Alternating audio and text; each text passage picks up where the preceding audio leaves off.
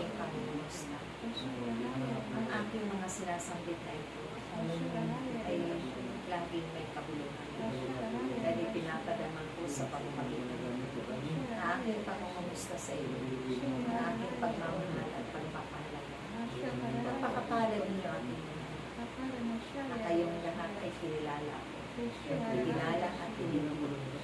Kaya't sa mga bagay na ito ay magkakaroon kayo ng biyaya at grasya mula luwa sa Diyos.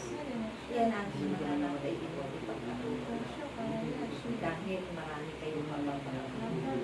Ang mabubuting bagay ang ay papalaman ng sa sanlibutan upang ang mga nilikha ng Diyos ay magkalitin.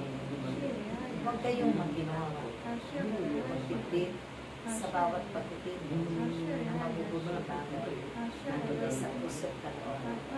Dahil sa panahon ng Diyos. Patuloy kayong tinitipon dahil titip niya na kayo ay magkaisa. Mabigis kayo ng pag-ibigan sa isa't isa. Hindi pag-ibig na makaroon. Dahil ang pag-ibig niya sa walang simpulan. Kaya nawa ito inyong pagpatuloy ibahagi kanina. Sa pamamagitan ito, sila man ay maging balik sa Diyos. Anong balik din ang kanilang mga nanamlay ng pananalig at pananalig at bibiyayaan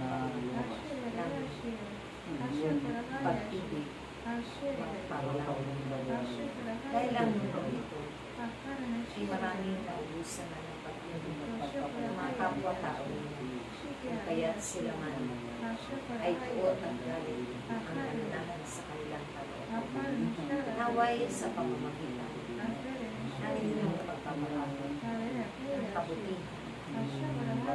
Sila ay mababili at madala ninyo sa banal na Diyos.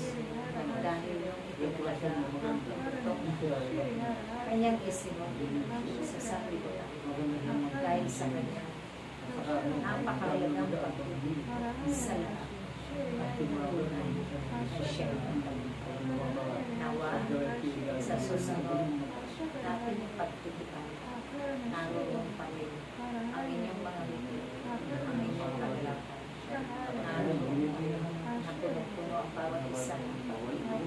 Maraming salamat aking pagtitipan sa ngalan ng Anak, ng Espiritu Santo.